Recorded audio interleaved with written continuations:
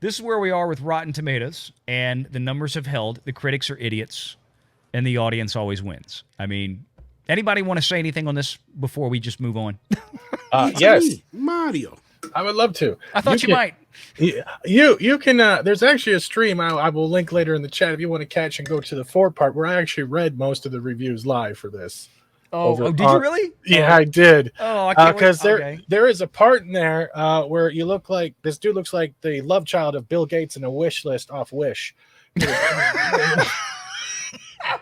I kept calling him Wish Bill Gates because he looks so funny.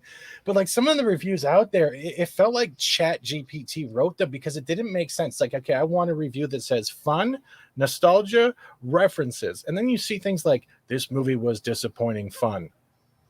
And you're scratching your head going, who's writing this? Because I don't think these critics have any idea what this movie was intended for. Families, kids, and to get 2 hours of peace and quiet with popcorn beside you so parents could have a nap. That was pretty much what it was.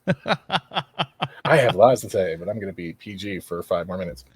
Yeah, let's try. We'll try to do our best to hold it to the PG-13 level. I'm okay with that. Yeah, Tom, any thoughts on the critics be stupid? I don't know what movie they watched and or what kind of copium they're on because this is just bizarre as hell. Did you see the write-up? Did you see the write-up from Paul Tassi in Forbes? I don't know. Okay, y'all need to go. I posted this on Twitter a few days ago. I thought Paul Tassi's write-up in Forbes was brilliant. I think he hit something about Rotten Tomatoes critics that it never occurred to me. And he actually went back and did some research, and he's like, the biggest problem is this. There's a difference between the television critics that are like the ones who really mostly cover TV shows for Rotten Tomatoes versus the movie critics. There's such a divide. And it's like when he pulled up one of the critics' actual write-ups, and he said, if you have to go back and you're trying to talk about the Super Mario Brothers movie, and you're bringing up a reference to an actor that was born, and I'm not kidding, in 1878, you're not equipped to write reviews for movies like this. It's like you don't understand the audience. You do not understand the marketplace anymore. You need to re-examine yourself. I have a question. Go ahead. What are the white gloves for? Can I be a furry too if I get the cat suit with that agility? I remember people bringing that. I'm like, have you never turned this video game on ever in your life before writing the review for this? And so many of these were just so terrible. But that's the defeating purpose right here. They're all putting these as the negatives towards this movie, yet this franchise is known without even just because you know the name, you know the sound, you know the colors, you know the outfits. So these guys pretending like these are detriments, they still know who Mario is. And I've seen reviews like, this isn't about a new universe, this is about branding. I'm like, Mario's been around since what, the 70s, 80s? Their branding's already there. This is them branching out into a new area where they can actually bring their characters to life. That's not branding. That's called making money. They have enough money. They don't need more. They want more. Oh, good. We're talking about Mario because I went and saw that last night at the drive-in. Mm-hmm. It was good. Wow. So the numbers that Mario Brothers put up is mind-bending without Japan and South Korea. Like, if they had told me a month ago that this movie was going to open close to 400 million with a unified global opening, I'd have been like, wow, that's amazing. I'm now looking at these numbers minus the 2 biggest international markets that this movie is likely to have. This is nuts. This is nuts. Are you saying they Hogwarts their success without pretty much? It seems like it. It really, I mean, it's like, you know, it's one of these things to where people there, I know there's some folks out there that wanted to boycott it and all this other kind of stuff. You know, it's like, I don't know what you're talking about, Valiant. I heard from a very good source named Grace Randolph that this movie was going to die by Friday night. Can we also state for the fact that Grace Randolph liked the Illumination's Grinch movie, and that's not really a high their standard worst to be. film of all their films. Yeah. Wait, let me ask you something seriously. I couldn't get through Grace's whole review because it was atrocious. I had to turn it off. The Did neighborhood she cat's actually say that the movie was probably going to die by Friday night? She actually said that. Yes, she said that bad word of mouth is going to kill this movie by Friday. She said It did the exact opposite of that. The good word of mouth. I have not heard one person say anything negative about this movie. There's not one aspect of wokeness in it. It's just a fun movie. And considering most of us grew up playing Mario Brothers, right? And let's be honest, the movie that we got as kids, not so good. I resent that, man. The only bad part now is John Leguizamo because he doesn't shut up on Twitter. But the only complaints from this film were good complaints. I get what she's saying. Yeah, but there was good complaints in this film. I wish it was a little bit longer. I wish we got a little bit more of the family connection. Me too. Yeah. I thought the length was good. Like I thought it was actually. We got her to say it. And there's a clip now of Manny saying, "I thought the length was good." Oh. I think that's only half of what I'm going to end up saying before this is over. There'll be so many dirty clips. No, it really was though.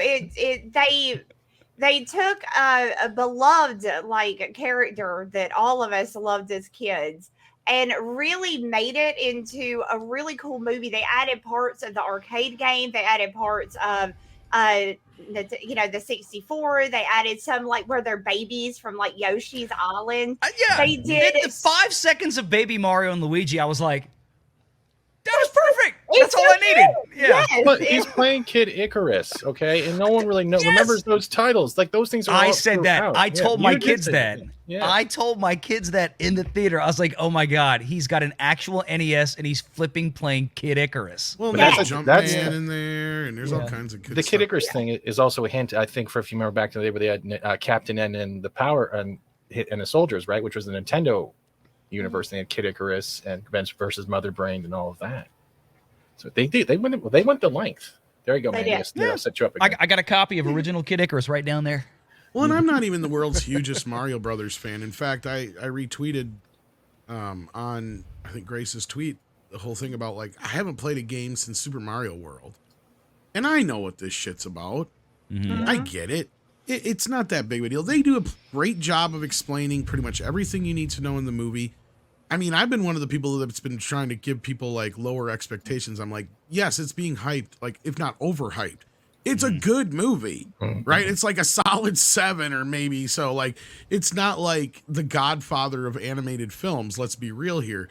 But at the end of the day, what is it? It's a breath of fresh air. We've been getting nothing but woke crap from Disney. Who wants to take their kids to Lightyear and shit like that? Exactly. So far, Illumination and Universal have been trustworthy. They can take their kids to the movie without worrying about Mario talking about being a trans, or anything like that. So money. Exactly. Right here, money. I'm curious about one thing though. Exactly how will the online play be on the Nintendo Switch and everything? Will they actually collect that to see if it grew after this movie? Because I know the sales for the games with Mario or anything Mario will grow. It's not going to surpass numbers like Sony with PlayStation and everything. But I'm curious to see exactly how high or if it's going to grow with the influence and everything. And also, y'all remember when they talked about how Mario's butt was looking and everything when the first teaser trailer came out? The stupidest complaints on earth, I thought. I mean, it's not like when the first trailers for Sonic came out and everybody went, whoa, that's creepy level 2000. I mean, the biggest complaints had were, I don't know if Chris Pratt sounds like I want him to sound like with Mark. Okay, they fixed that and I thought he sounded fine. He sounded good. Yeah, that's one of my only real complaints with the film outside of Seth Rogen was that. But no, to answer your question, Nintendo Switch is the third highest selling game console of all time. It's sold over 100 million units. And remember, with Nintendo, their properties are only on the Nintendo Switch. And if you're like me, you done bought the skins for it and everything else. So I just bought my wife the newest Nintendo Switch this past Christmas. The OLED screen. Yeah, the black and white one, and it's it's well worth the $375 because she's still playing it to this day. Like the first day she opened the present, she already got the screen protector. It's only beat by the DS and the PS2, just so people know. That's people don't realize how huge the Switch is internationally, like in Japan, in Korea, even in China. I think. I mean, the Switch is a massive hit. Well, it's simple because the games on the Switch doesn't have any woke elements to it, like PlayStation. That's why in Japan it surpassed that back in, I want to say 2020, if not 2019. The other thing is, they're also coming from the other markets over there, is that they're also very mobile gaming. And I'm not talking phone games. I'm talking be able to play on the go, whether at work or at school on your lunch break. It's more emphasized there. And with the release of PlayStation's announcement of their new cloud gaming portable device, they're trying to hit that market as well. It's not mostly us anymore in the West that, I just go home and play. Why would I need one to walk around? There, no, that's what I was saying. Yeah, like the DS is the second highest selling console, and for years the Game Boy was up there too until the PS2 knocked it, and then other ones come along. But like that's what I loved about Tetris is, that's one of the things, the elements of the film was it got into the whole like gaming market's going to go into handheld gaming here in the next few years, and they were jumping ahead of that in the movie. So like, I mean, and the Switch is just like the culmination of all that basically in one machine. I think there's a great question here, and I think this could be directed to your chat or even people on the panel that are parents. Did you feel like you got your money worth as a parent when you went to go watch this film? Because that's the bottom line when it comes to why it's successful. I haven't heard anybody gripe about this movie. I mean, I've seen a few of our critics in our circle gripe about a few things, but a lot of them are saying the same thing, and that is that it's made for kids. It was. My 7-year-old laughed so many times during the movie. It was like so awesome because a lot of times we go and watch a movie and he just kind of sits there stone faced most of it because they suck. They typically suck.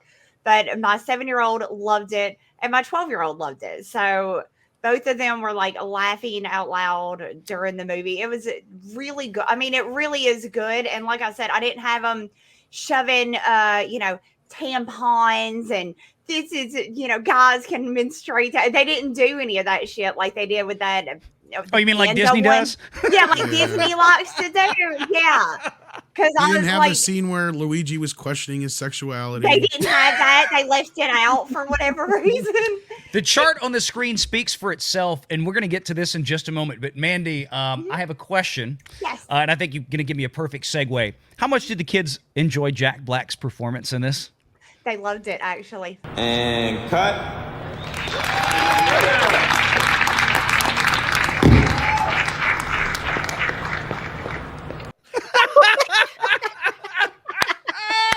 You know what's funny about that, and I don't know if that's one of the biggest iTunes downloads this week, I think. I was going to say, like, what's funny is that video looks like something they slapped together at the last minute when they realized how popular this was. Because I may be wrong, but I swear the original lineup I saw for the soundtrack did not have that song on it. No. Or the Mario rap, for that matter. But then when I got it yesterday, they had both. Or the day before, whatever it was, it came out Friday or whatever. Yeah. So for those of y'all who haven't seen it, you actually have to see him do this as Bowser, because he plays Bowser in the movie. And there's this scene where it just cuts away, and everybody, I think, going into the movie, when you find out Jack Black, who, whether you like his style of music that he does, just as somebody who's married to a professional musician, I'm telling you, Jack Black is one of the single most talented musicians that is alive today. The guy can play a multitude of instruments. He is a true musician. Now, he does a lot of comedic stuff. He does a lot of parody stuff. But when I heard Jack Black was doing this, I'm thinking to myself, please, oh God, please, just give me a little Tenacious D something in this movie. That's where I lost it in the movie. And I'm going to tell you right, let me ask y'all this. I think that they had not originally planned on Jack Black doing that so much. I think they cast the movie. They had a working script. Oh, it sounds like something he totally at some point, Jack Black was like, we got to do this. Because let me tell you why. If they had planned that from the beginning, Tom, y'all, whoever is a Tenacious D fan, you're going to flip out what I'm about to say. There is no reason that the K-Mech, the little magician sidekick, the K-Mech, that should have been Kyle Gass. Probably. And that song should have been a duet with Kyle Gass and Jack Black. That should have actually been Tenacious D doing that song. Well, and what sucks is they don't have the reprise on the soundtrack either, but like it comes up 2-3 times in the movie. Did you guys see Jack's suit? Because Shay just sent me something of Jack Black on like the carpet for the release, and his suit literally has Bowser stuff on it, like flames and like Koopa Shell stuff on it. Yeah, I saw on that. the back of it. Oh yeah. Yeah, and the shoes. Yeah, the shoes are what's going to make it right. If Jack Black can sell those shoes, they got a market right there. Just Bowser. Well, what's sad is this is like the biggest win for Jack Black and the biggest loss in 1 week. Is that Star Wars cameo is trending just as badly. Hold on. He's like, well, I'm Mario doing good now. Well, here's the thing. It's a win for Jack Black because virtually nobody saw it and nobody's going to remember it after this weekend with Mario. Nobody's going to. All they're going to be talking about. But then he had to drop that stupid video with Lizzo where they're dancing in that hotel room or whatever. Oh my God, was that? You know what? I didn't see it, and I'm not going to. You're a better person for not. You're a better person for not have seen it. Was it actually dancing, or was she just pushing Lizzo around the room? She was just kind of sitting there moving back and forth. He was dancing, but yeah. I'm not. It's super cringe. Do it, Hughes. No, I'm not. No. Do it. I want to sleep tonight. I don't want nightmares. Leave me alone. You're on a stream with me. The nightmares have already ensued.